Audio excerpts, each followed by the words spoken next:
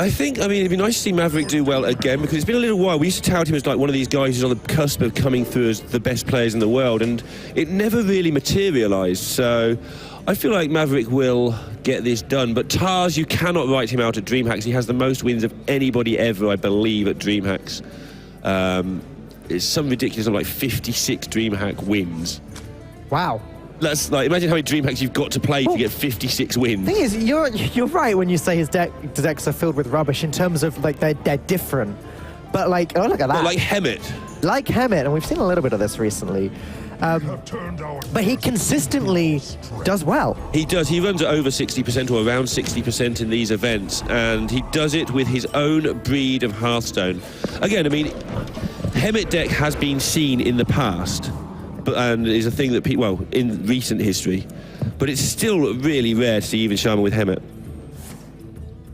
The idea being that basically you get the early board, you slap your opponent about a bit, and then you don't want to draw all your 0-3s and 2-3s later on, so you just get rid of them all and start drawing into big stuff every turn. Let's talk for a second about even Shaman, because one of the reasons this deck is sort of starting to become popular is that it beats Paladin. Does it? In theory. So, I feel as though 2 weeks ago it did. And ever since the newer version of Paladin with the charge minions, with the weapon has come out, I think that the Shaman struggles more. However, Tars obviously disagrees, or he wouldn't be bringing this deck and not banning the Paladin. It's the juggle he's I mean, for there. That's what you want. And this is how it starts, and I think a lot of us felt that even Shaman was still favouring against Paladin, but I think every pro we have spoken to has just said it's not even close. The Paladin is a big favourite. It's like, I was thinking, oh, maybe we're slightly wrong and it's 51%. They're talking in terms of, I played my friends last night and I was 11-1 against them and they are good, and that sort of thing. Yeah, I played my friend called Orange last night. Yeah, exactly. It's not I played my friend you may have heard of him. He didn't know how to play Paladin for some reason. You know, I played my playtest partner and I destroyed him. And we're hearing that over and over again from the top players. Also, a lot of the time, it's worth noting, when players are playtesting against each other, they don't just like play a match of Hearthstone against each other and not talk to each other. Right. Like they're saying, this is my hand, what do you think is the play here? Now this is my hand, what do you think is the play? And then they go to Hearthstone Replay or such sites going, hey, this is my hand on turn 3, should I have gone for the second juggle, or should I have hit you in the face and ignored the juggler? And they're not just trying to beat each other for the sake of trying to beat each other, they're trying to learn more about the matchup and what makes the matchups tick. And they're trying to beat each other on top. No, but no, you're dead right. They're trying to learn how to win tournaments. They're not trying to learn how to beat their friends. But one of the reasons I think a lot of people think the Shaman is favoured against the Paladin is this eel. The fact that it's just 2 mana 2/3. We've established that 2 mana 2/3s are very, very good. They're good on the Paladin. But this 2/3 deals with the other 2 mana minions that the Paladin's playing. When you factor in the Knife Juggler with the totems are a little bit more... they can survive a little bit better than all the 1/1s can, at least all of them apart from the 1/1 totem does. And as a result, the Shaman is good at just getting on the board and keeping the Paladin off of the board. Yeah, I mean, compare Eel to, I don't know, Arcane Shot. Yeah. You know, a card that gets played in Hearthstone. Well, when you look at it that way, the Eel is a 1 mana 2/3. Right. Exactly, it's a zombie chow without a downside. It's not quite like that, but you're mixing... I mean, it's fantastic. Obviously, it comes with this massive, massive downside that you've got to play a Shaman deck without Bloodlust. That is a It's not just a little downside, right? This is an absolute disastrous downside, and it's why this deck didn't take off for the longest time. But I'm excited, because I think we're going to get to see Hemet very soon. So... Witchwood Piper has made its way into this deck now. It's always interested me in sort of what 4-drops do you play. Back when this expansion first launched, it was like, oh, let's try Mad Hatter. No, that's no good. Okay, Saturday Chain Gangs, Corpse Takers sometimes. It runs Alakir, so it sort of makes sense. And now Mystic Piper seems to have taken up that slot. Yeah, Zorkthar would not shut up about this card when he saw it printed. Really? He was very much, this just goes in... I'm going to exaggerate, but he was very much, this card is just good, it should go in everything, look how good it is. And everyone looks at him and is like, it's just not that great. But he's one of the best deck builders in the business. Again, he's one of the guys behind the scenes. You don't see much of him, you know, actively telling everybody in front of Twitter or whatever how great he is. But he's one of these guys behind the scenes who does a lot of work with these teams. Okay. Particularly Nordovin, as that's his team. Okay, so Tars can't run Bloodlust, but he can take advantage of having a big wide board in another way, and that's by plonking a cheap Sea Giant down. The 1 mana totem just discounts the Sea Giant even further. However, the other plays in his hand look tempting as well. Fire Elemental on the Berserker may be a consideration here. He may also be looking to use the Piper to fill up his hand so he can hem it sooner. Well, he can actually, I believe he can Piper and Hero Power and play Sea Giant. Well, in that case, he may be looking to do exactly... Oh, no, sorry, he doesn't have the map. No, there's no space on the board, that's the issue, yeah. So if he wants to play the Sea Giant, it's now. And you're now seeing the downside of even Shaman. Look at my amazing board of things you're not scared of. Yeah, I mean, when there's a Flame Tongue Totem, things change significantly, but that Amani Berserker is a 9/5 at the moment. It takes a lot to trade into that.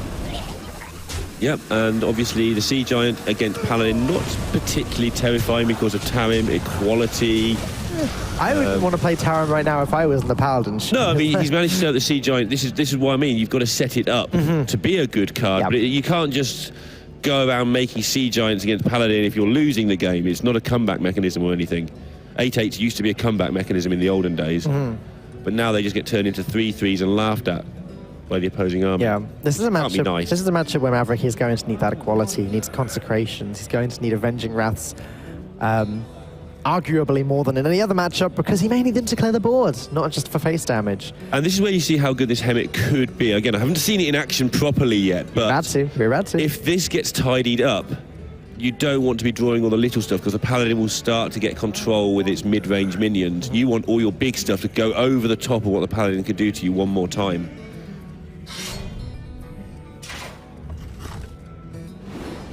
And Maverick is up against it here. Call to Arms tends to laugh at that sort of thing, though.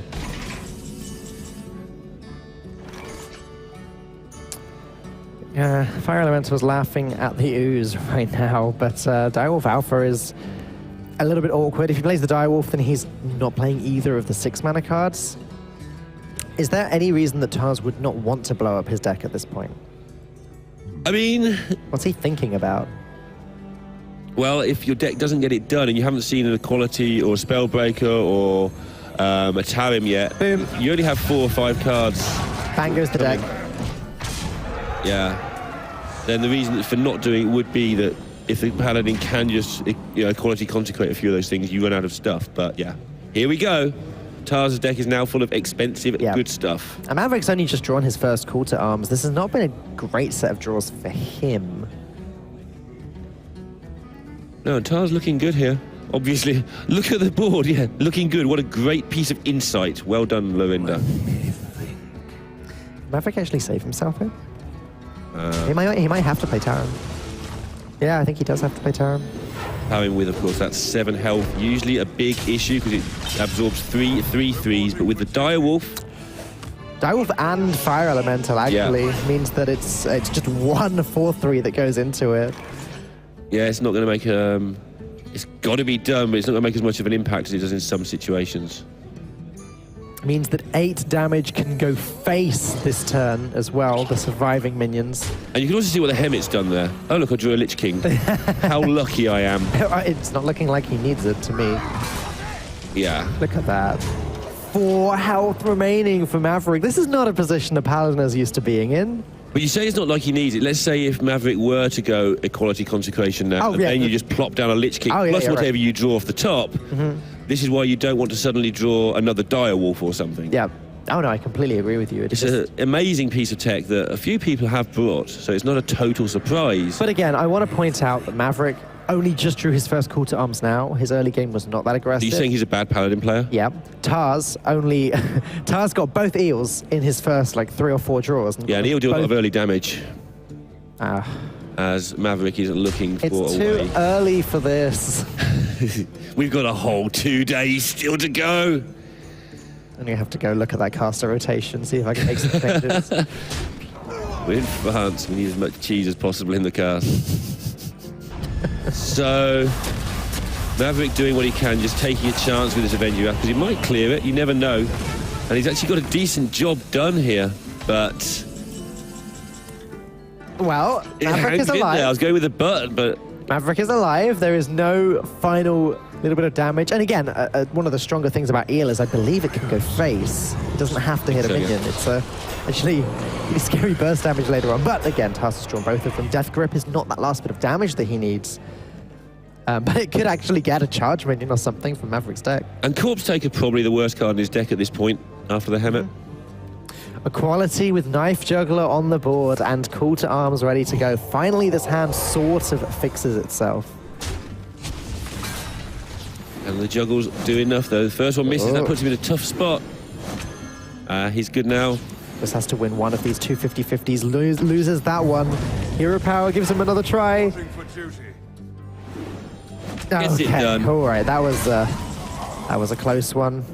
Hagatha is going to tidy up quite a lot of this, and by quite a lot, I mean everything.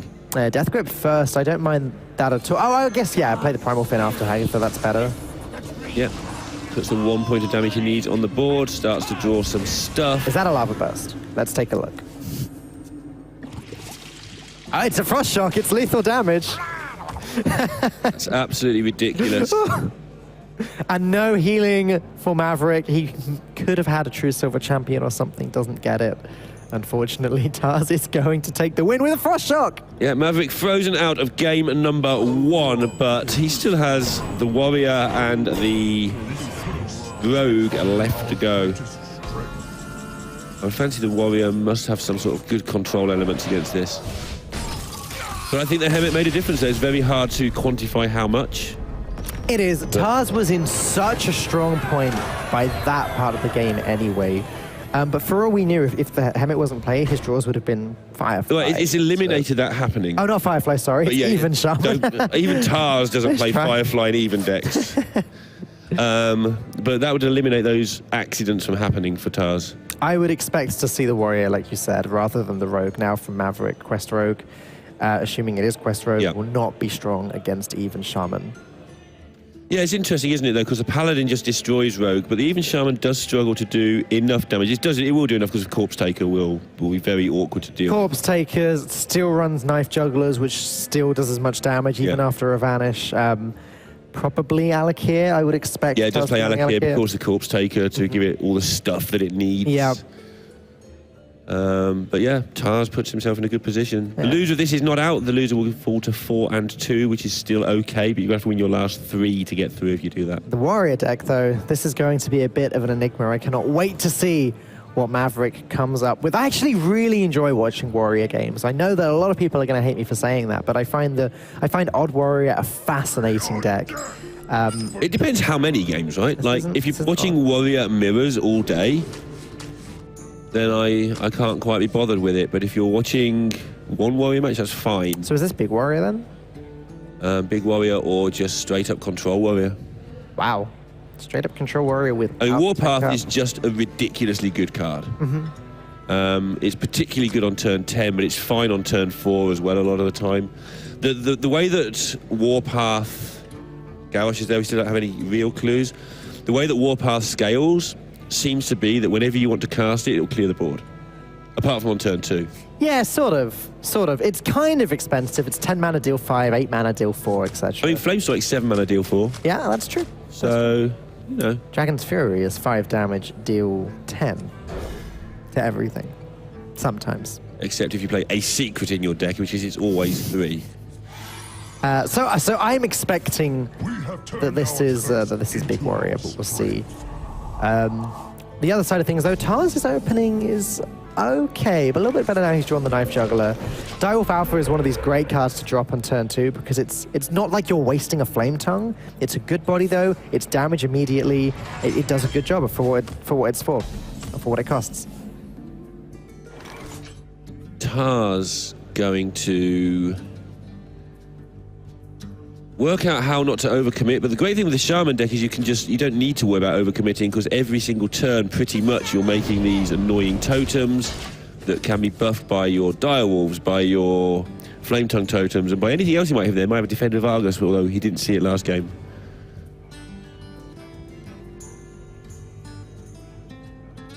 Does Maverick have to Hero Power Shield Slam here? No, he's in no hurry. It's so bad. Yeah, no, You you're say right. to Tars, just threaten me. You're right. He's not dead anytime soon, and the Stonehill Defender does a pretty good job of putting a stop to everything. Cornered Sentry, Tarlord, Gem-studded Golem. Okay, just take the biggest minion, I guess. Yeah, and obviously this is where Tars now has to commit the Direwolf, which you don't necessarily want to do because now you're putting... Your totems become less good because you're getting rid of one of your buff cards. It's fine though. Yeah, you have to do it. It's too early for Maverick to really do anything about this board. And you've got loads more buff cards to come. That said, Warpath now would actually do the job. And this is what I'm saying about the scaling. It only really applies to the current meta, not necessarily future metas. Okay. But, you know, a lot of the time you want to do 2 damage to everything on 4, you want to do 3 damage to everything on 6, and so on. It's not just a good card, it happens to be the right card for the job. I can envisage certain metas where it's awful or really bad. You know, if everyone's making a lot of 3/4s and stuff like that for some reason. Hemet drawn from Tars. I feel like this is one of those matchups where it could really make a difference. Just consistently beating the Control Warrior down. That's an area in which Control decks have struggled in the past. They struggle against Spiteful Druid just because of the onslaught of stuff that just outlasts any removal that you have. I mean, Hagatha in these matchups is absolutely insane as well. So if he draws the Hagatha, I'd be surprised if he plays the Hemet. Just to get as many spells as possible. Just to keep making the spells happen. But if he doesn't draw it, he may have to play the Hemet. So we'll be interested to see how he manages it in this match because the Warrior can just fatigue you out if you kill your deck.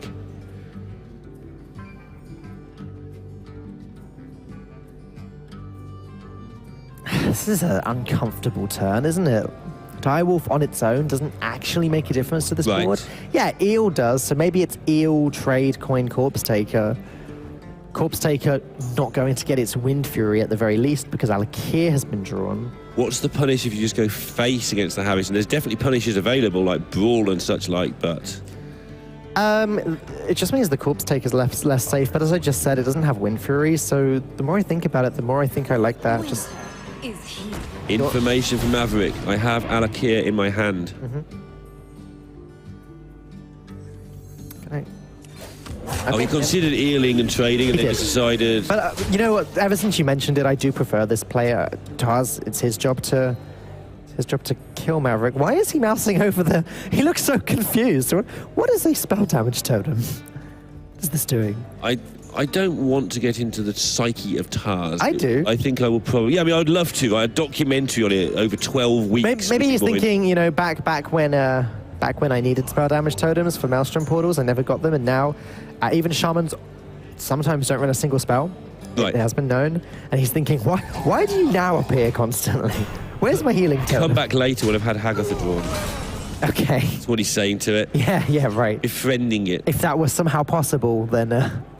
I mean, I meme about Tars, but he is a very silly individual. He's a very serious player, but he's a very silly individual. Yeah. I can just imagine him talking to his totems at night.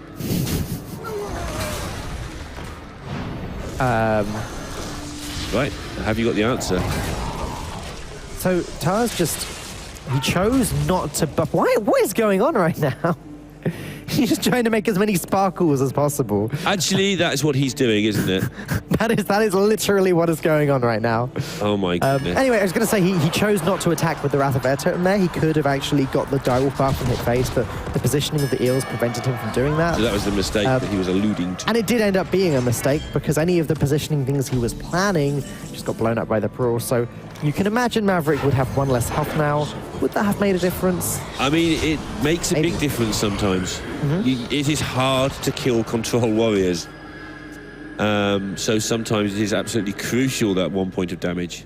I don't believe we've seen a Shield Slam or an Execute played yet from Maverick. So Tars must be expecting this Lich King to be dealt with. And Doom Pact is not the Death Knight card that Tars will have wanted. No, not at all. This isn't the big warrior by the look of things with armor. It's not, you're right. And it's different. It's different. And Control Warrior could be very good. Now we've slowed down the meta a little bit going into next week.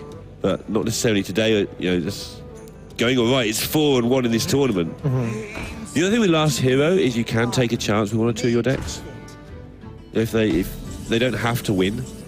Okay. nice if they do, but it's not like Conquest where if they don't win, you're out of the tournament. Yeah, right. It's like If you bring a deck that's a little bit on the fringe, it's fine. If you're laughing, you can just bring 2 decks and just play every game with Freeze Mage and win tournaments. Don't depress everybody. We loved laughing. He just didn't love Conquest. Yeah. Or anything other than Freeze Mage. Okay, the damage is coming in from Tars now. Now Maverick does need to get this hand size up and start taking some action. Yeah. Cool. Garrosh is almost good, but just not. Shield Slam drawn. Okay. Garrosh's weapon. Oh, Shield is Block so and Shield insane. Slam. This is such a good set of draws there. He gets the block and gets the second Shield Slam. And the Blood Razor, which... Oh no, he can't Hero Power if he plays Blood Razor. Okay, so it's... Yeah, he'll want to get the Garrosh back Sorry, into the his Alpha deck trade, it's fine. at some point as well if he is playing Deadman's. Because, you know, the recurring, the weapon, not because of the Garrosh so much, but because of the weapon that comes with him is absolutely insane. All right, it's Hermit time. Goodbye, deck. C'est la vie. MC Hemet. He has now got good cards only in his deck, +1 Corpse Taker, I think. And it doesn't get rid of your deck. I mean, there's enough big stuff in here, as you just saw there, that, you know, you don't completely ruin yourself. Like, some Hemet decks play, like, 3 cards and just go for some sort of combo. Yeah, like, after. you know, like Fireball Tempo Hermit Mage that would just delete everything except Fireballs and Pyroblasts. Right. But no, it looked like Tars still has 11 cards left in his deck. It's just eliminate the stuff you really don't want. Like Vicious Scale Hides and Primal Fin Totems. Your early game, and it means you can mulligan more aggressively for that early game without having to worry so much as well. You just want to get it all out there early.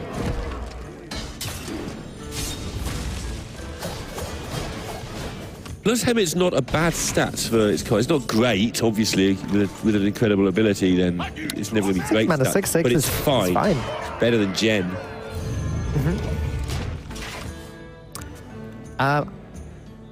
Oh, sure. I was thinking to myself, why did Tars not Hero Power then? Of course, the ability of the Warrior Weapon would have allowed Maverick to just hit it into the totem and not take any damage. Tars wants to keep all of his minions on a high attack total while this weapon is around. Good to see he's awake, live and early in this morning after a long, long day yesterday for a lot of the players. We're going to see 1 or 2 of them struggle, but everyone seems a bit fresher today, walking around there, I think. Nobody travelled yesterday. Yeah, everybody had at least a decent amount of sleep, or an acceptable amount of sleep. Apart from Fury Hunter, whose roommate locked him out of the room for 3 hours. Well, they had the keys and didn't go back to the room. So Fury Hunter, who is 5-0 going into this round, has had no sleep. Wow, okay. He was tweeting, has anyone got a floor I can borrow at one point? That is really not a nice position to be in. The tweets stopped, so I assume he found somewhere to sleep, but yeah, he was not impressed. Danish pirate boys unable to sleep. So, Tars has a potential of 12 damage available right now for Maverick's 18 health. Maverick has sacrificed his armor up hero power. He's got shield block, yes. He's got the armorer, yes. But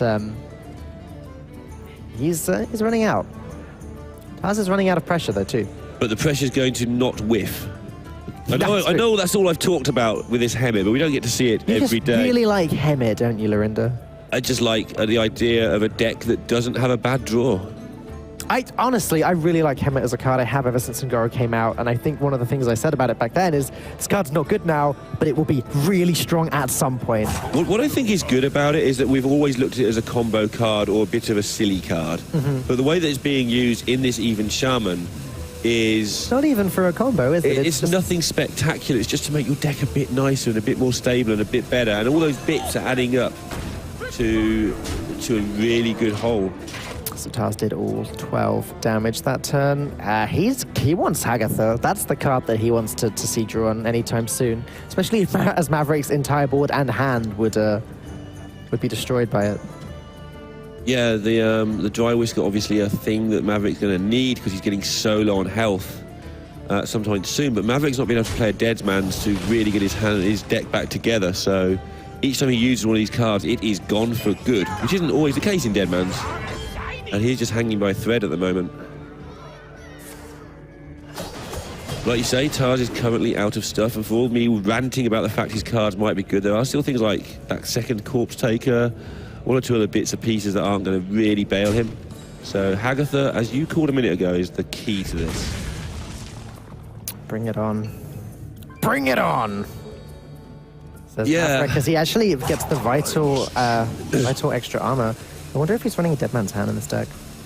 Yeah, I mean, I'd be surprised if he isn't. Bring it on really sort of heavily indicates Dead Man's Hand. Yeah, because that's your stabilization. You shuffle it back in, you gain 1 million armor, that's the end of the game. Now, after a Hagatha, those 0 mana cards in Tarz's hand are going to be really useful, and there she is. Hagatha coming to play. Hagatha, 3 minions and 3 shaman spells. I wonder how much he plays now. Doesn't want to Probably play too depends much. how the spells go. Farsight. It's still the Death Knight hero's weapon, so everything dies at once. Maybe he just has to play this and buff up one of the Murlocs. Cryostasis. Sure. Buff up the middle one. Or whatever card ends up in the middle. I guess the Murlocs sorry, the totems are creating more Murlocs, so the weapon doesn't deal with everything, but the Whirlwind effect will. Yeah, Tars could do with a card that isn't one of those two. Yeah, so Cryostasis has to hit the middle minion. Lava Burst is nice, though. Lava Burst is nice. And the other thing here, have you played against Hagatha much? It's really awkward because you can't rule cards out, but you can't exclusively play around. Like things like Bloodlust now, Maverick has to be aware of, but not scared of. But he has to factor it in. I just want to say, I'm really a little bit confused by this, because Tars has set up Maverick to just Whirlwind away the 1/1s and hit the weapon into the middle minion, which will deal damage to the Scalebane. I really would have liked to see, sorry, the Scalehide. I really would have liked to see him buff up the minion that ends up in the middle after the Whirlwind to prevent this from happening. Sure. Yeah, At least now, Maverick would have taken 2 damage. Sure. Yep, that makes a lot of sense. So I'm a little bit confused Yeah. as to why he chose that buff With you on target. that. But Fire Elemental comes down now. That's another 3 damage. Lava Burst is in the hand. Forked Lightning, unfortunately, doesn't go face. Chain Gang, that's another spell. That's more pressure. Yeah, the pressure's getting pretty huge. That's more pressure. That's 2 more damage at some point. If the Fire Elemental were to survive, then that's also another Elemental in the hand.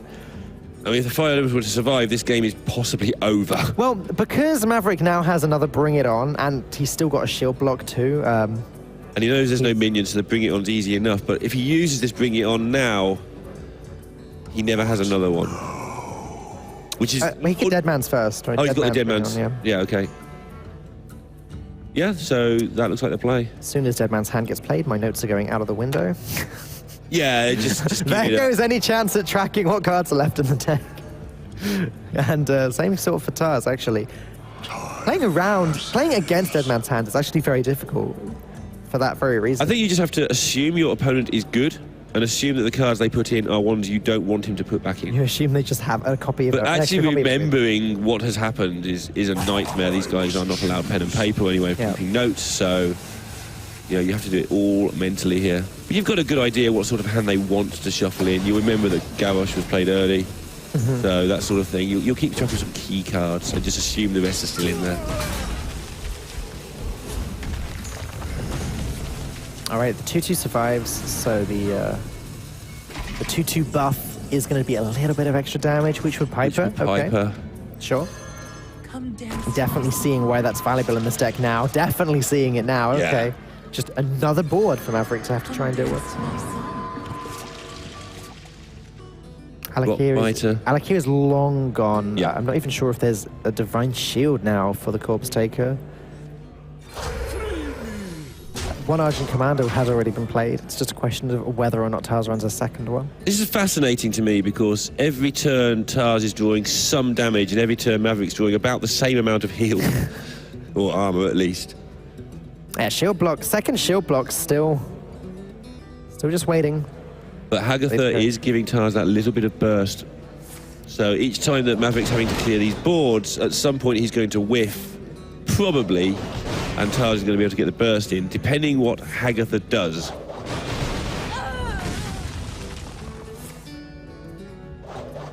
Can she get there?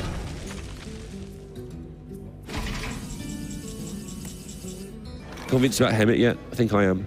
I think I was a while ago, but now I've seen it definitely playing out. Like, every draw has been just good. Reminder, both shield slams are gone. So this Sea Giant is very difficult to deal with. I'm going to assume at this point that Maverick doesn't run executes. I think we would have seen one by now. Is interesting.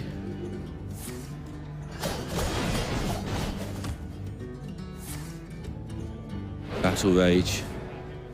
An absolute important part of these decks to allow you to get back to those dead mans quicker. Yep. To fill up all the bring it ons more quickly and so on.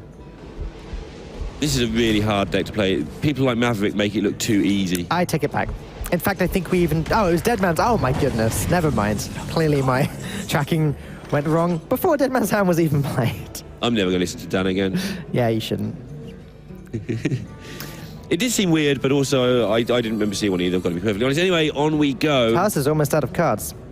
He is, but he's got a lot of stuff in his hand. Yeah, but what does it actually do? He's got a board clear at some point when he's in fatigue. For 8 damage from Lava Burst and the weapon. That Cryostasis appears way too frequently. often. Way too often. Healing Rain doesn't do anything in this matchup. No, I mean, the Warrior's never going to kill you by natural causes. If it kills you, it's because you're taking 79 fatigue damage a turn. Fork Lightning is good, though. It's actually pretty hard for Maverick to deal with this again, as Tars... Is he going to Lava Burst the face?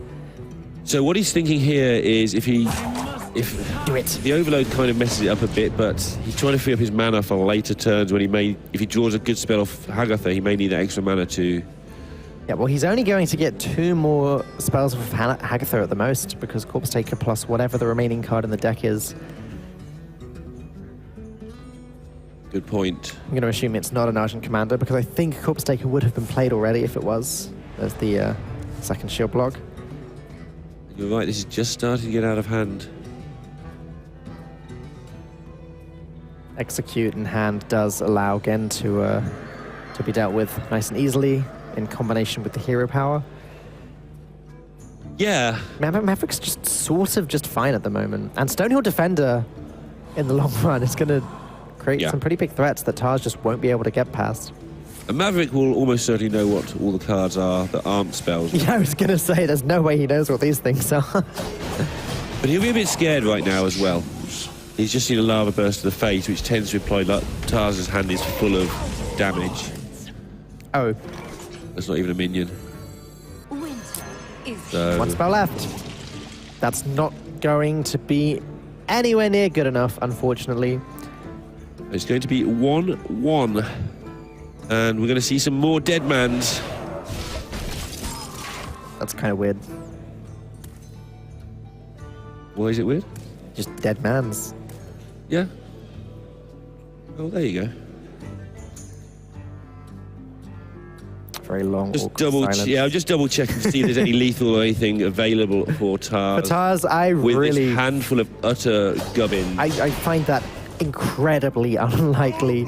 He's got the Lava Burst, that's great, but I don't know where the remaining, 8 damage comes Yeah, from. he can't generate a minion in any way, right? That's sometimes where you can sneak one extra Hagatha card. He has no way of doing that. The 1-mana Shaman spell, Discover a Battlecry minion, can potentially, when that comes from Hagatha. There's like Spirit Echo and those things sometimes do their thing. Yeah, there are cards that... there are ways that Tars can generate more minions from Hagatha, but now there's not. You know, he's gotten all of the juice from his deck that he can possibly squeeze out, and unfortunately, he's going to have no choice but to drop the concede. Maverick takes his first win of the series, tying it up. It's 1-1. 1-1, and Dead Man's Warrior versus either Druid or Paladin? We'll see on the screen in a minute. See if I've got that right. Yeah, my note's actually good. So I expect to see the Druid picked next from Tars as the better counter. Though, yeah, I think that's fine. The Paladin, I agree. The Paladin is most likely to beat the Rogue later on, so... yes, because the Paladin isn't that bad against Warrior. You'd imagine it was awful because they just whirlwind your stuff and kill it with stuff with weapons, but actually it doesn't work out like that. They just stick a blessing on something and hit you really hard 2 or 3 turns too early. That said, I'm not familiar enough with Maverick's list to give you any sort of certain answer on what is favoured. Maybe his Warrior is completely teched out to beat Paladin. You know, the Warpaths are pretty good in that matchup. Yeah, and it depends on Tarz's list as well. If he's got Glass Knights and stuff like that, it makes it a lot harder for the warrior to deal with things all at once. That's going to be the druid. But it is the druid, and surely even Tars plays spiteful stuff in spiteful decks, unless there's a Fungal Mouse, unless it's some sort of weird token muzzy list, but it's not. Even Tars. Even Tars plays spiteful and spiteful druid. Yeah.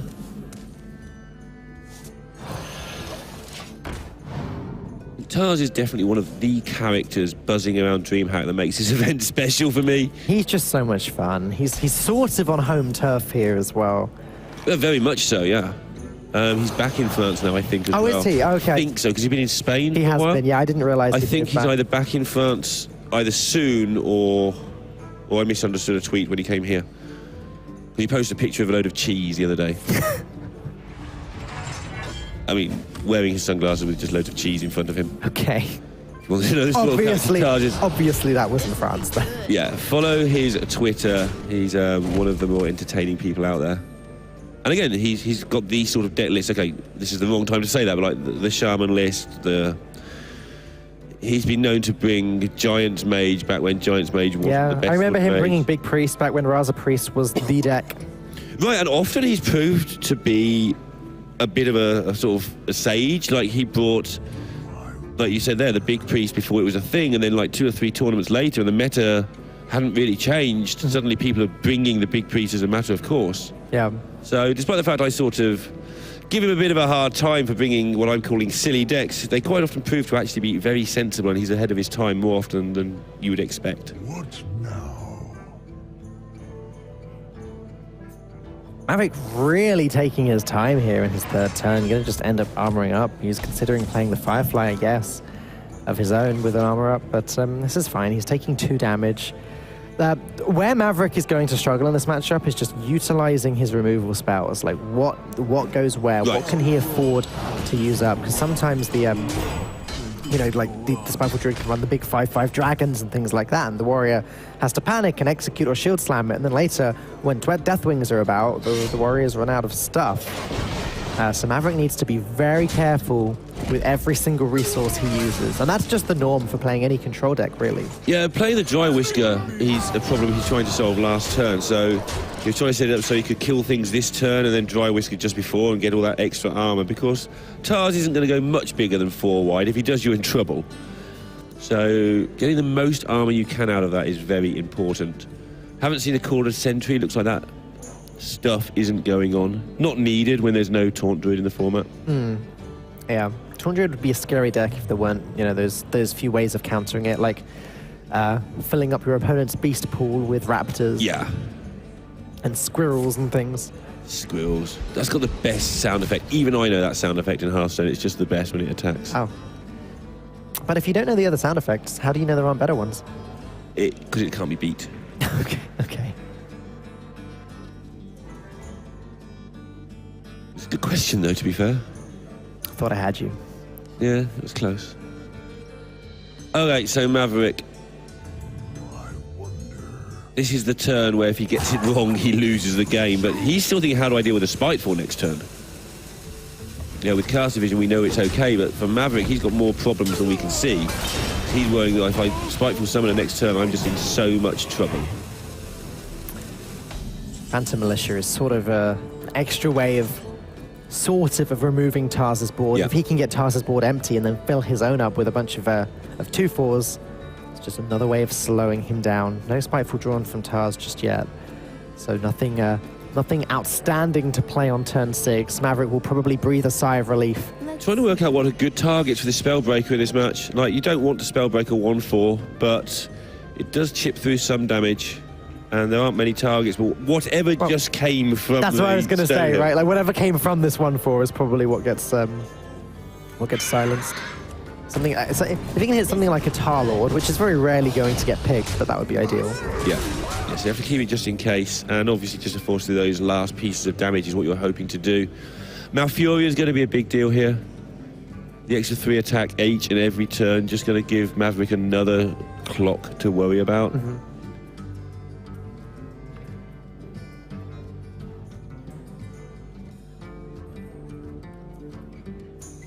Maverick really having to think about where his resources go. Yeah, okay. Playing the Phantom Militia now seems good. There aren't any outstanding value trades available to Tars. Yeah, and even the silence doesn't really do anything because it does its job on the turn, so 3, 4, It's a good pickup though. That allows him to smash through these with the 3-1 and the Druid of the Claw and his hero power and chip 5 more into that face. That's the immediate play that stands out. There's probably other options available as well. Let's see. I'm always a bit dubious about the merits of bringing something like Dead Man's Warrior to a last hero standing Swiss tournament with 9 rounds. Because it's quite easy to counter, or because you're going to just run out of energy? Because after 9 rounds of Swiss, you're probably dead on your feet. If your Dead Man's has been winning all those games for you to get you to the end, yeah, it's a very easy deck to make mistakes with. It's a very tiring deck to play, and they're very long days. And there's a lot to be said for not playing the best players in the world whilst absolutely tired out. You know, you've got to have a certain mental attitude. I know, like, RDU for this sort of tournament will very rarely bring control unless it's absolutely the right pick. Sure. Because he believes that, you know, I can't play as well when I'm tired, so I'll play something 99% as good, but I'll play it a lot better. It's definitely a logical way of looking at the game as Tars manages to get that next 5 points of damage in. Maverick has 5 health remaining. He does have Bring It On in his hand. He does have Shield Block in his hand. The Warpath he just drew will enable him to clear this board if he wants to spend his whole turn doing that, but he's got to be thinking about Leroy Jenkins, about Druid of the Claw, which is representing lethal at the moment. Yeah, and Bring It On against a Shaman hand full of spells is one thing. Bring It On against Spiteful Druid, which has 5 cards in hand, is a little bit more terrifying. Hey, that 6-mana Lich King is looking pretty good. Right. On top of the 2 4-mana Spitefuls you might give him. Yeah. Like, you won't, because then at least one would have been played. I was going to say, like, that's not going to be the case, but it does make it a lot more complicated before just simply gaining your 10 armor. There is a downside and a price to pay. They should call a card a price to pay. All right, so that Dry Whisker he held on to all game, gets 6 instead of 8, but he did a lot more work with the other cards in the meantime, so that looks like a good use of it. Wow. What a well thought out turn. There's everything except the 3-2. He's on 11 health, and Tars is now 8 off lethal. Hey, look at this card. This looks good. What's it do? Wins Hearthstone games a lot. Yeah, it seems quite likely. And again, it's just Maverick now has 2 more shield slams, great, but he's not going to have all that much armor. Well, he's got 2 shield blocks. But after he's played these shield slams, then how does he deal with Tarz's next threat? Then how does he deal with Tarz's next threat, etc.? Yeah, what Tars needs to think is, okay, so if I play Spiteful and Brawl, how do I make sure my next turn is good enough to basically win the game? So depending on what he gets here, we may even just see this Phoenix smash into the face. Wow. Bit harder now. Execute is obviously now bad for him. Execute's bad for him, but Shield Slam isn't quite as bad for him. And that's one of the great things about Ultra Saw. Maverick would actually have to play Shield Block and Shield Block and Shields and Armor Up, and then he would have the armor to kill the Ultra Saw in one hit. But that's pretty much his whole turn used up. In fact, he doesn't even have the mana to do that. If he's playing both Shield Blocks and Armoring Up, he can't fit in the Shield Slam. It's probably going to have to be the Brawl that was just quite handily drawn, and even then, if the Ultra Saw wins, that's not good. Yeah, Tars has 6 damage available from hand next turn, right? He's got 9 mana next turn, so it's hard work for Maverick here. Wow. Okay. Okay, well, yeah, that is the way of dealing with it without using both shield blocks and actually fitting in the mana. But another answer Maverick could have done is actually just 1 shield block and both shield slams. That would have been okay too, except using up too many resources. But now, 6 mana Lich King, 3 mana Druid of the Claw, 2 mana 5 Phoenix. This is a lot of damage. And this isn't a Millhouse effect. You get this effect for those 5 minions for the rest of the game. You get 2 cheap minions this turn and 2 cheap minions next turn a lot of the time. A Druid of the Claw plus 5 Phoenix plus hero power is 7 damage in 1 turn. He's going to just Do this though. Lich King and a little charging tiger to back you up. Yeah, that looks good. Yeah, it really does. Maverick, every turn you're on the back foot. That is the nature of this deck. I mean, you put yourself on the back foot by choice, by playing it, not in necessarily a negative way in terms of winning, but yeah, you are going to have to think each and every turn how to manage those resources, as you were saying earlier, and try and limp along and so you don't lose the game. But against Spiteful Druid, which is playing these massive monsters.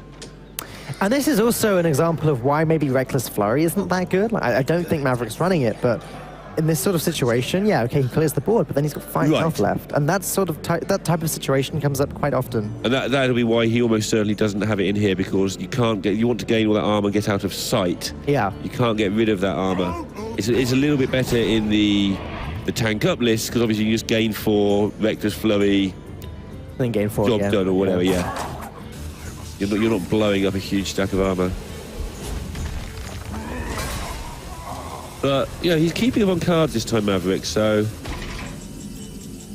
no real reason for a moment to think he's going to lose. But from where he sat, he is worried about Ultimate Infestation just this turn. If he doesn't see Ultimate Infestation this turn, he may feel a bit happier. But if Tars had it, fill this hand up with even more stupid stuff. So next plan, hit you for 3 every turn. See how you can deal with that.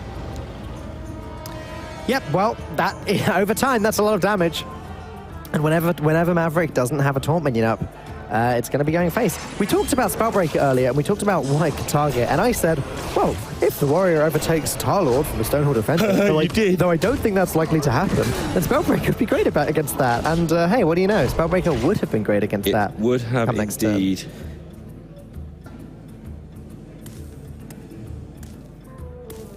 Tars has a lot of gas left in this deck.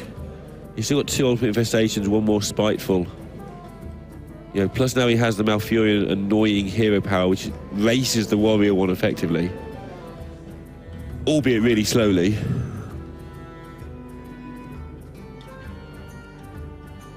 But this Tarlord is going to get in the way.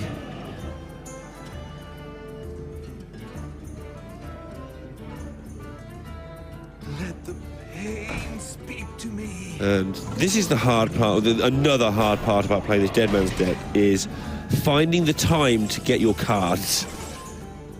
You can't just keep jamming everything from your hand. There's just not that much card draw. Wow, Doom Pact. Yeah, okay, Tars loses a bunch of cards from his deck. At the same time, maybe he doesn't care too much. It allows him to push in 3 damage to the face right now. Oh, and of course, trading in his own minion makes way more sense, yeah. But it also prevents Maverick from getting potentially 3 draws, and I like this for that reason more than anything else. Tars is just thinking not Ultimate Infestation like over and over in his head here. He doesn't want that to go through his deck. That's okay. That's okay. That's okay, he's fine. Okay. Crypt Lord would have defended the board a bit, so... But there's no board to defend. He's just effectively had a lucky Hemet. I was going to say, it's just like he's just played a little mini Hemet vote. How cute. Clears the boards. And doesn't discard Ultimate Infestation vitally. Or, you know, another Spiteful Summoner. And now, back to Maverick and his quest to remove the board. He's got Warpath. Is it worth the Warpath, though? Can he work out what Tars's 2 cards might be? Like, he won't work out what the cards are, but will he be able to work out that actually... I don't think he can. I don't think he'll work out if they're big or small. What now? It's very difficult for him to work it out from here. Because last turn was kind of forced by Tars. He used all of his mana efficiently, so it doesn't help Maverick much.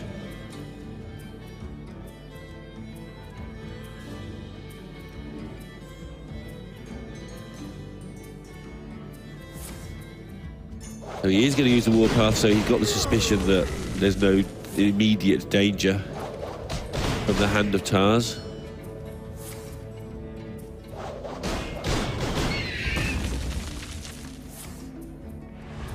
Making sure to weave in the hero power, the buzzword of the last 2 years for hunters and warriors alike. Well, also for this Druid, he's going to be wanting to deal 3 damage to the face at every opportunity. Sure. 3 damage to the warrior's face is a net gain of 1 damage, right? If the warrior is just using his hero power every turn as it's not tank up. Okay, Tars puts a big thing in the middle because of potential Garrosh. Mm-hmm. If Garrosh comes down, it's got to hit the middle minion. There it is. Maverick ends up taking 2 more damage as a result. So that was well prepared there by Tars. But he's just waiting for that UI that isn't coming. If that had come in the last couple of turns, I think he'd been in a really good spot. Yeah, but if it comes next turn, maybe there's still time. He's got Leroy Jenkins somewhere in the deck, right? That's or Judith and Maverick trying to add up, can I afford to lose my hero power? That's the downside of getting rid of all the Death Knights, really, but apart from maybe Jaina. And Uther. Most of the hero powers change significantly from your original game plan. Yeah.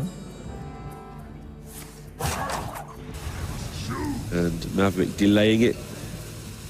He's really taking all of the time he can to think through these turns. Going to end up playing Brawl.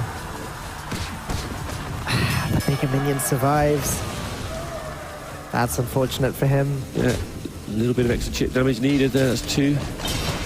Tars is thinking, is this Ultimate Infestation? Is this the second This is the Spiteful time he Summoner? needs it. Right now, Ultimate Infestation would be so good. It is Glacial Shard. That is grim. He plays them though, right? Yeah. Yeah, it's the Glacial Shard, not know if your opponent's got Garrosh or not, that's a little bit of a problem. And then, obviously, the card that sums Tars up. He's just a fun guy. 11 cards left in his deck. Problem is, obviously, Garrosh, when it gets played, it replaces the hero, it unfreezes the hero, and the weapon will be able to do its thing. Tars needs Ultimate. Again, a second Spiteful Summoner would be great too. But there are a few good draws in the deck. I'm not sure if he runs Grand Archivist. I'm assuming he does. That would be fine too. Yeah, 11 cards in there. 2 Spitefuls, one Spiteful, 2 UI, and possibly an Archivist. Oh, and a Dire Mole. No, that mole is dire. It is indeed. And now Maverick gets to drop like Harrison. It's a luxury he's been waiting for several turns, just to have something on the board. Maverick, Harrison's surprisingly good at taking on minions in Druid because it's actually the high attack stat. Yeah. Maverick has no health or armor gain in his hand at the moment, which is slightly concerning. He's actually running 2 Dead Man's Hands. Okay. So it's a fatigue warrior essentially. It never wants to. It wants to go infinite with Bring It On against certain decks. Still not quite got what he was looking for there. That is damage. That is damage. It is. 8 damage available to Tars right now. 11 health Maverick has, so 3 off lethal. Needs to work out whether to kill the Harrison with the 3 from his hero power, whether to go face. Not the easiest choice because he's giving up the Druid of the Claw if he does take down the Harrison, if he doesn't take down the Harrison. But really, your opponent's got 7 cards in hand.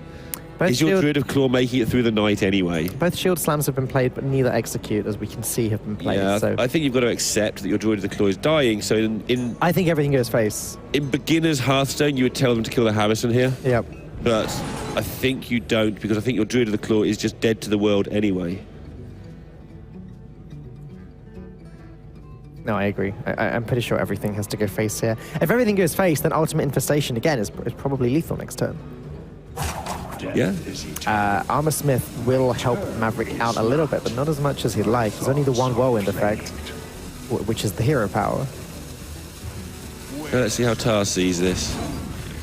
Does he think his Druid can make it through the night? Wow, what? He thinks he's going to survive. Okay, so he traded in the minion so that the Garrosh's weapon can't hit it. And, wow, okay. Sorry, I didn't make that at all clear, but yeah. I was more Tars was more concerned with the hand. Will the 4/4 survive? Obviously, he doesn't mind if it hits in for 4 because that's 4 extra damage. That's like surviving.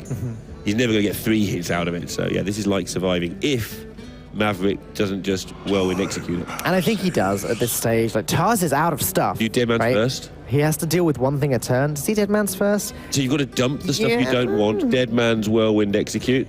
I think is the play. He's got an Acolyte in his hand, so I don't think that's so bad at all. me. In fact, yeah, he's dumping an Iron Cow by the looks of it. So this definitely indicates the Dead Man's Hand being played. There it is. 2 executes being shuffled in. Acolyte of Pain also. And he's stabilized-ish. Again, one more chance maybe for UI. Okay, that's pretty much an Ultimate Infestation. It just can't necessarily go face. But well, it he might. can't make it go face, but there's a 1 in 4 chance that it does. Can Tars do it? Everybody's closing their eyes. Maverick can't bear to watch. Where's it going to go? His own goal. face, the wrong face. But he's picked up the other UI fairly predictably. The rest of the hand's not looking that great. Obviously, Spiteful Summoner now not going to do anything because both UIs have been... Double Armor Smith for Maverick could be a godsend here. So Armor Smith, Acolyte, Hero Power, Execute. No, that's 11 mana. So without one of those cards. Yeah, you've got the Whirlwind into Do You Mind Taking 4? You don't like taking 4 here. A Whirlwind, trading the Owl, double... Yeah. You see where I'm going with this, right? You'll see what I mean. He's doing what I was trying to say, but I managed to slur it so badly that you'll never understand. But yeah, just without the execute part, the weapon goes into the Archivist. Gotcha. Because he's getting so much armor, he can afford this. Ooh, down to 2 though. I know that he's not going to end the turn on 2, but it still feels close. It's sketch. But obviously now Tar's in a position where the second UI is difficult to cast. Because you start running out of cards. I think he goes for it though. He's pretty much if he runs Leroy, he's guaranteed to draw it. Okay. If he doesn't run Leroy, then it's... The problem is that Maverick now has a magic button that gains him so much health every turn. That's true. That you really want to deal with this. So Druid of the Scythe. So, yeah, and Hero Power, just get rid of the Armor Smiths, then go back to your plan next turn. It's just a shame. Maybe it's just both Druid of the Scythe into the Acolyte's Hero Power still goes face. It just feels bad to waste the damage, you know? Druid of the Scythe can't go face anyway this turn. It's rush, not charge. But the Hero Power can. Yeah, getting that extra 3 in seems decent. It's scary allowing the Acolyte to live on 2 health because Maverick then gets 2 draws from that next turn. Could also just drop MC Tech for a minion on the board. But yeah, he's going to go for your play. Get the extra 3 while he can because Maverick is so low on health. And keep him in some sort of Leroy range. Leroy plus Hero Power range. Taz is really trying to work out if he needs to Hero Power down the Acolyte or if he can afford to go face. He doesn't know. I don't know either, Neil. Taz doesn't know. I'm not even going to guess. Okay. Reduces Maverick's draws from that. Yeah, which is card, interesting. That to me says he thinks he can win the longer game being 3 or 4 turns game. Maverick can win the longest game. Yeah, with the double immediate defense. long game. If that's even a thing. It is now. I made it a thing. Second Acolyte being played. Whirlwind going off straight away, dealing with Taz's board. Double execute picked up. This is getting worse and worse for Taz every single turn. Last card was Prince Calister. So no Leroy in the deck. Yeah, so it's Druid of the Claws instead. Yeah. And no easy thing for Taz to do.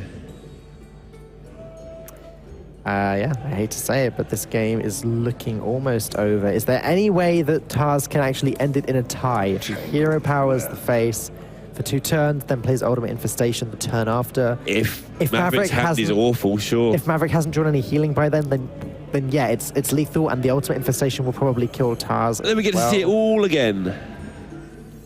So yeah, he's going to drop Spiteful Summoner and Hero Power the face by the looks of things. My thoughts are plagued. Yeah, Maverick's done a good job of managing this weapon. He just hasn't used it unless he's really needed to.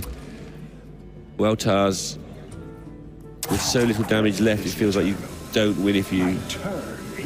Just to clarify that for anyone who may be confused, the Ultimate Infestation does deal the 5 damage to Maverick's face, but then will draw 5 cards. That in turn will deal a lot of fatigue damage to Taz as he's out of cards. And that would be what results in the tie. Both portraits would explode at the same time.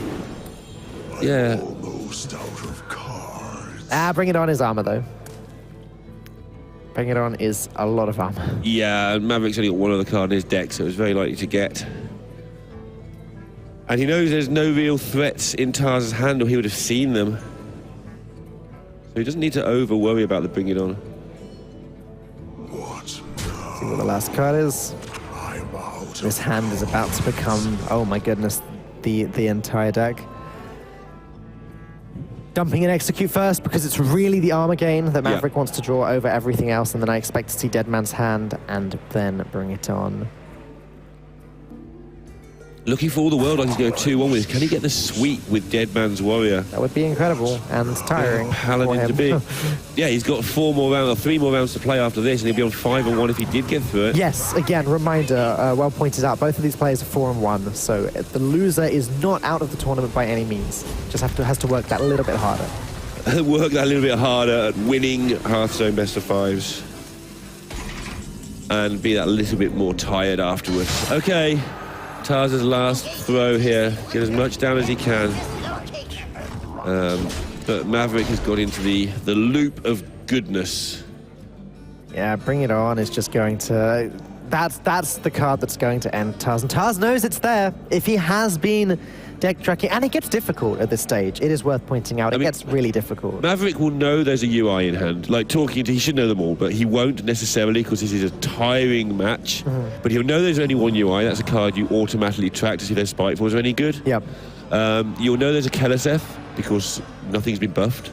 And then you might not remember the other stuff. Yeah. But you'll know that you can afford to Bring It On and you'll be okay.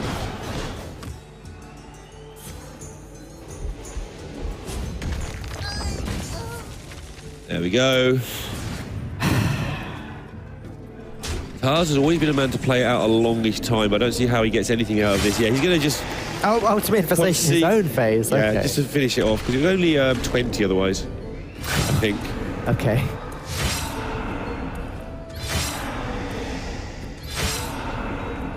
Well, there you go. Oh, no, it was 3, so it was actually 25. Tarz takes a very nice little end to the game there, and Maverick gets his second win. 2 wins in a row with Dead Man's Hand, Control Warrior. Will he get the third? Now, that should have been the bad matchup. Right, Tarz Maverick chose to play that Druid, but you did point out at the time, and it was a very valid point, that the Paladin matches up well against the Rogue. So, talking from the perspective of someone who doesn't know enough about Dead Man's Warrior to know all the matchups 100%, it may be that he's keeping the Paladin for the Rogue. So maybe he can still get it done. If he gets it done with the Paladin here, he still probably wins the match. Even though he's 2-1 down, because Paladin to Rogue, I keep saying, we will probably see a Rogue win one of those, but it will be one of those.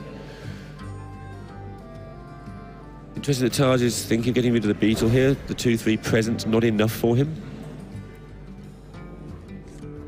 Just looking for a much more explosive start, and that's not it. It's not explosive. It's explosive later on when the Avenging Wrath starts to get played, but not yet. Yeah, the equality of Avenging Wrath does mean that if he gets control and then sort of loses it, he can just win with 6-7 points of burst, depending what's exactly on Maverick's board.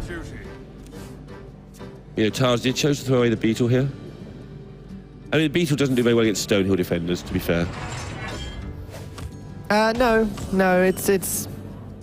it's on the slow side. He'd prefer an Imani for sure, but it is better to have something, to play on turn 2.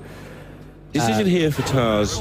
This is the most efficient way of playing. Yeah, well, but if he wants to get another card to try and draw the call to arms, Thanos is interesting. But because Thanos is just a 1-1, it's more tempting to just, hero power here and then play Thanos with the 1-1 next turn. This is more value, more efficient, but also it's going to be less likely to get your call to arms as early. You said plated Beetle's not great against the Stonehill defender, though. What's even worse than that is 2 1-1s. 2 1-1s.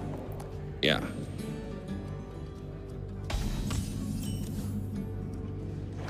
And this is the tiny punish or whatever for not playing the Thanos last turn. Now he picks up another card, draw a card, and he can't get going. But this is what he wanted to set up.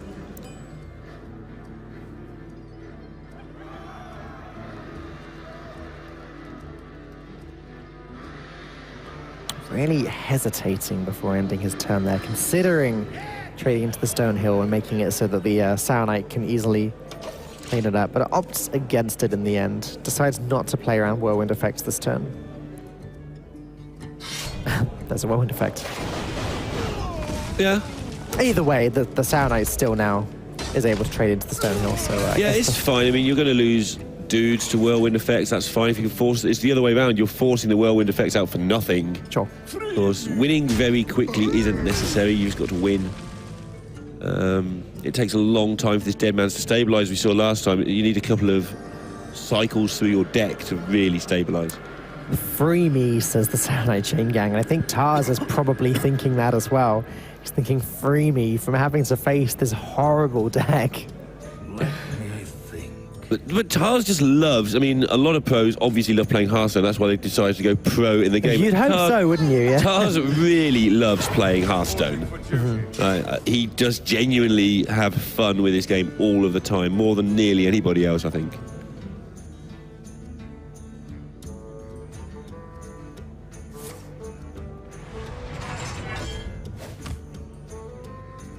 And this is the problem the Warrior deck faces in the early game, is it doesn't have many things to get in the way. It relies entirely on clearing boards. And when your Paladin can just go, make a 1-1, make a 1-1, make a 1-1, you know, because nothing's getting in the way of those 1-1s, it does force those removal spells out.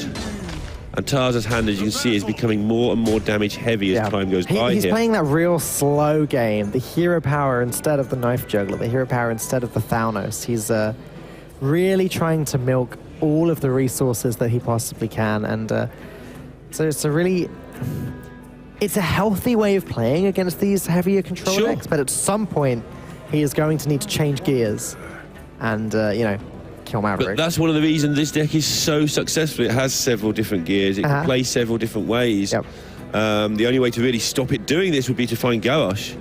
Otherwise Tars could just keep hitting this silly button over and over again, and I mean, he's put pressure on here with a crippled Chain Gang and a stupid Beetle. And it's a terrifying board state. I'm not that stupid, said the Beetle. Yeah. To the Chain Gang,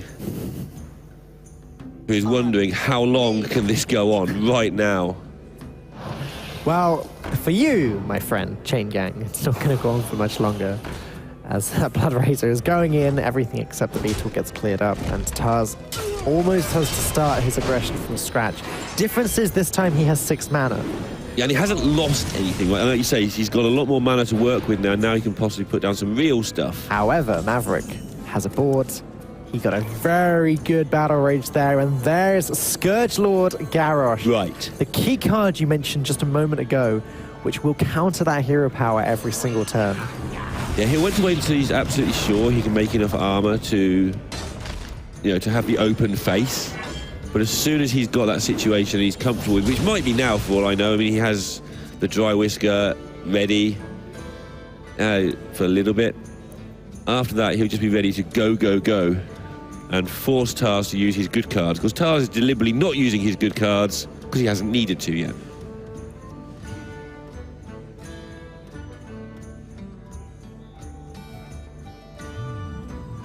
Maverick with Wax Elemental in his hand is just a strange sight to see. Is this... Wait, was that Bring It On he just grabbed?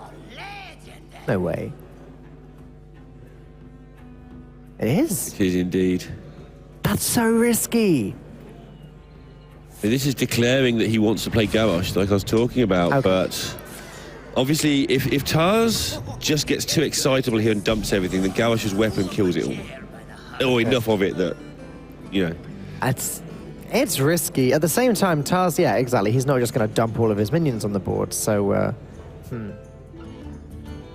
I wonder if there's a slight misread here from Maverick, thinking that, of course, Tars is playing so slow he hasn't got much. I mean, he hasn't got a huge amount, to be fair. Or whether he just felt he wants to set up Scourgelord, so off you go.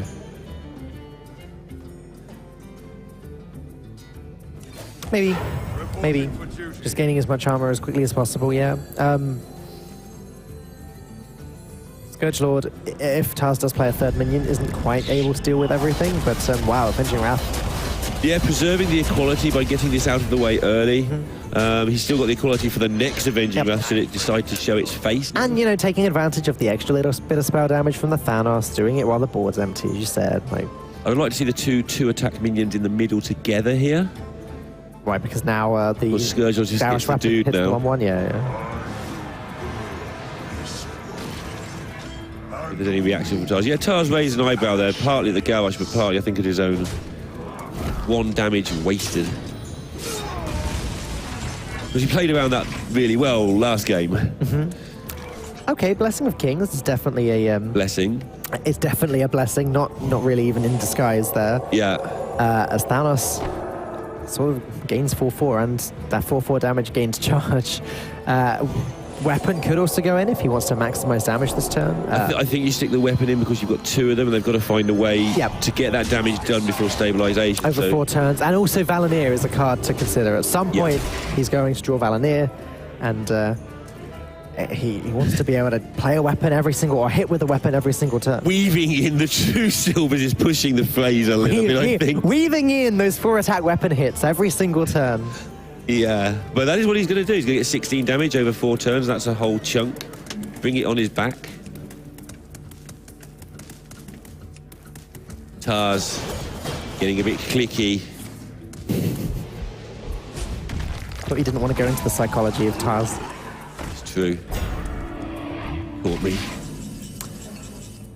Also running the Glass Knight. It's so popular in this tournament. First thing I'm going to do when I get back to the hotel tonight, play some Hearthstone, is remove a card and put in the Glass Knight, because really we need to try that now. Yeah, it's been in and out of the deck, but it seems to be the staple in this tournament. Certainly wasn't staple coming in. Again, it depends what you're banning and what you're trying to beat. This gives you a bit more game against the priests, against the warlocks. Yeah, Chene was saying to me last night, it beats Warlock. Exactly. It beats the Hellfire turn, it beats the Dustbreaker turn, it beats those keyboard players like that. And then obviously you can Blessing of Kings it, and it can go out of control. But also in, say, the mirror, the Divine Shield dies to a 1/1 dude. So, there's pros and cons to each, as they say in certain other computer games. And, in this tournament where you've got a ban available, you can use the pros to your advantage. Well, this demands an answer, but it's not tough to answer. You're going to see that in between the 2. Still annoying though. True Silver just had to waste a lot of. Okay. Was hoping that the more damage would go away. Took a bit of a risk there. Didn't pay off. He took one earlier and it worked for him though in one of the other games. Okay. Will he needed to win a 50-50, otherwise his play was going to look really bad. And he hit that one, so, This is annoying now. Just the hero power and the weapon swing will clear this board really easily. Weapon swing goes into Knife Juggler. Yeah. 17 health with another Bring It On in hand would be good. But a free 8 armor from this little 2-drop, that looks good too. Don't mind that at all. Yeah, exactly. This card really makes life hard when you're playing for the smaller deck. If you don't go wide, you don't get the damage done. If you do, your opponent buys a turn. Almost like a mage-style card. Yeah. Like, hey, I just bought myself 1 more turn. Maverick's starting to look like he's going to get 3 wins in a row with Dead Man's Warrior here. It's impressive. You cannot deny that it's impressive. It's a very good meta call, I guess, for this tournament. Well, and let's make it absolutely clear. Tars' lineup is not your traditional crazy Tars lineup. This is a very sensible lineup. The Even Shaman's a little bit fun, but there's a lot of people playing that very similar deck. So this is going through a proper tournament lineup here for Maverick. Yeah. And watching this in action and looking at the field, you've got to wonder if this can just keep going like this for 3 more rounds quite easily. It definitely could. He's gotten this far. 4-1 is already a great score. 5-1 is even better, unless Tars can find some way back into this game. And I'm racking my brain and trying to work out what set of cards could do it. Again, he's not drawn Call to Arms this game. He hasn't, and that makes a big difference in Paladin. Obviously. It's like not drawing Hemet in Shaman. It's just like not drawing Hemet. Exactly the same thing, indeed. Sort of. But yeah, not drawing Call to Arms is obviously a strict misplay when the card is one of the best ever printed at the current time. But you are entitled to have games where you don't draw it in the top 4 cards, incredibly. It does happen. And when it's in the bottom few cards, it's a problem because the Paladin spends the entire game drawing 2 drops. Yeah, it needs that deck thinning. I know deck thinning is an overstated phrase sometimes, but the Paladin deck needs it to be thinned out, like you say, otherwise you just draw that 2-drop after 2-drop. It may be overstated, but it's also quite important. Yeah. As Defense hand shuffles in a handful of cards that I'm sure that we are not going to remember. I doubt that Tars or even Maverick will Just remember really good cards. I don't think Tars is going to need to remember them for much longer here, to be honest. Maverick is not quite out of sight, but it's getting there. 2-mana Argent Commander now. Yeah, bring it on. Okay, all right, hold on a second. Yeah. For justice. Tars could get some loot hoarders here, fill up his hand a little bit, call to arms. Maybe that's a start to get back on. But then I look at Maverick's hand, I look at the warrior weapon, I look at the brawls, I look at the blood razor ready to go after the weapon gets destroyed. I look at the hero power going off every single turn, and most importantly, I look at the 38 health that Maverick has. And even though the Paladin's very good at consistent damage output, it's not good at keeping the board for long enough at this stage of the game against control to get 38 through. Yeah, if he needed to do sort of 20, you think, oh, maybe he can get it somehow cheekily through with an Avenging Wrath at the end. Where do I find 12 more? But when you're looking at where do I find 30 more, how are my minions ever going to do 30? Valanir, Chain Gang? I mean... Yeah, I mean, that is a way of continuous value and damage later on, but the problem is Ironbeak Owl would remove one of those. Yes. And you've only got 2 Chain Gangs and, yeah. Yeah, and a lot of the decks have actually cut a Chain Gang for a Glass Knight as well. So, sure. Which makes sense if you're going to play Glass Knights for that reason, that you don't like your 3 health minions dying. So cutting one of them does make sense. Okay, well, this is 8 damage. That's great. Got to take it where you can, Taj. You're not going to get many chances to do this. Quality, considering a quality on an Acolyte that has 2 health. I mean, his win conditions are your bottom card is X, whatever X is. Yeah. Probably the Dead Man's or the Bring It On. So if your quality stops them being 1 card closer to that in your 0% world, sure, I get it. This isn't because he thinks this is good, this is because he thinks he's so desperate that Maverick getting 2 cards just means he could never win. Whereas whatever out he's found involves something exactly being bottom of the deck. And again, I like the not hero powering there, obviously preventing the weapon from just swinging in. It's pretty obvious. It's such an easy mistake to make. Yeah, exactly. You've played a 15-hour long match and you just click a hero power button because that's what you do at the end of a Hearthstone turn. Yep. Been 15 hours, right? What, this series? Yeah. Or this single game? This single game. Yeah, 15 hours. Thought so. My watch is fine. She's on French time, so it's probably only 14 real hours. Your internal clock is perfect. Okay, Maverick can use the owl because he has another one. But he's trying to be greedy with it. He wants to make... He knows that his lose condition now is Valanir Chain Gang, most likely. Maverick has 30 health. 30 health. And it's like turn 30. And he has 30 health. The Paladin has not done its job. It's Just to point out, though, because of what you said, he's got 30 health. He's willing to expend 8 of that to preserve the one way he sees he loses, which is not using his owl. He's keeping both owls because we are now in Valanir territory. Yep. So he was happy to eat 8 damage there for the one thing in the world that could possibly lose him this game. Yep. Another great card, Sanctumitarum. It's going to do, a little something here. But this is where if Maverick could just write, I have 2 owls on a piece of paper and show it to Tars, that would be the end of the game. What else? What else could Tars be running that... There may be a Lich King. It's possible. Sure, and it may draw 7 cards in one turn. No, yeah, you're right. Lich King, and it may stick for a turn somehow. Yeah, sure. There are cards that the Paladin can come out with in the late game for some value, but... Was interesting that Maverick was willing to eat 8 damage. When you think that health total is the thing that's protecting him from dying, but he sees it as the owls that are protecting him from dying. Especially given the fact that the warrior doesn't have any armor up hero power anymore. Yeah, you'd think the health total was vital. Sometimes the owls are just not what they seem. Okay, so Maverick now has board control as well as all the other things we've been talking about. And the end is nigh for Tars, but again, he can't concede because he needs to go for the Valanir thing, I think. Pew pew. Okay, well, Quality Avenging Wrath, that's 7 damage. If he plays it without the equality, which is probably wise at this point, it's 6 and the minion usually dies.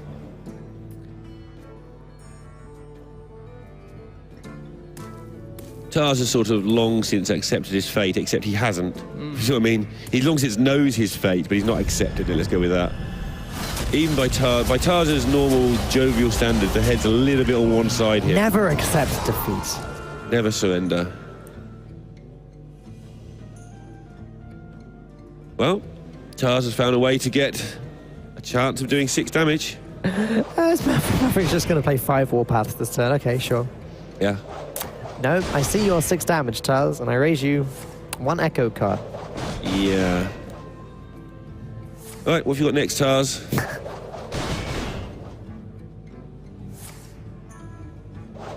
I always feel like I'm terrified of misclicking with Warpath and just picking up the wrong thing if you go a bit quick. Yeah. Call to Arms, that's a really good Hearthstone card. Everyone tells me you win the game when you play this card. Oh, that is devastating for Tars. By the holy Yeah. light. That doesn't seem like a very good card. What's everyone talking about? 4 mana, do nothing? Made a 1/1.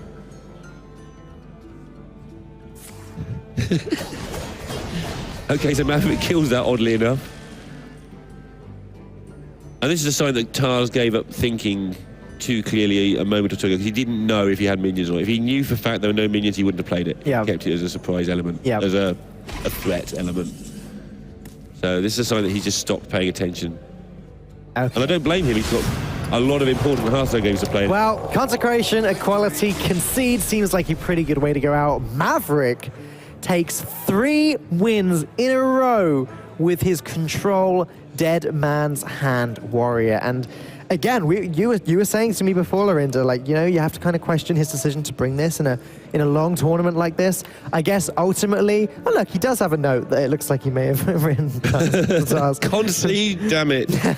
But look, it turns out it was a good meta call. It beat the Shaman, it beat the Paladin, and it beat the Spiteful Yeah, I mean, I Druid was never questioning the all nicely. meta call. I'm questioning whether you can play this many games of Hearthstone with it without starting to get tired, because the concentration you need to not mess up with it is just immense. And well, tiredness in Hearthstone tournaments is a real thing. Don't underestimate Maverick. We are just about done for this round of the Swiss, but don't go anywhere.